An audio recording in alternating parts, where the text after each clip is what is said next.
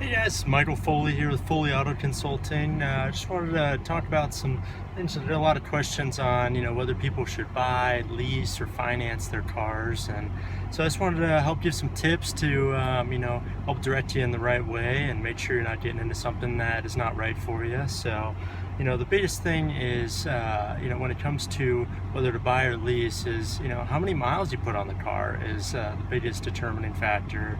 If you're one that like to take your car on big road trips, or you drive really far to work every day, buying or financing the car is definitely going to be a better way to go for you, because typically, if you go over your allotted miles on a lease, you get charged tons of money for that, so you don't want to get stuck with that.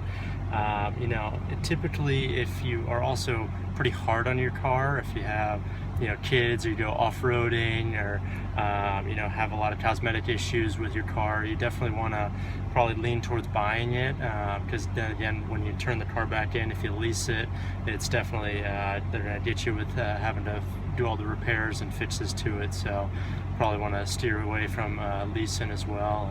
And also with leasing, on some pros for leasing is, if you are a business owner, you have 1099 income, you can actually write it off a lot more of it, as a business expense if you do lease. So that is a pro for leasing. And if you typically, you like getting new cars every 3 years, and you don't want to go through the hassle of, selling the car and, going through the financing deal again, leasing might be a good option for you. So, but just definitely make sure that you're not getting your hands into something where it's not gonna be a good fit for you. So, the other thing is buying outright. A lot of people do buy outright, and if you do have a chunk of change sitting around in cash that's not earmarked for anything, it might be a good idea to just buy it. That's what I did with my car. It just doesn't make sense to have monthly payments if you don't need, and but you gotta look at the opportunity cost of what else you could be doing with that money, and whether that be invested or just a cushion emergency fund.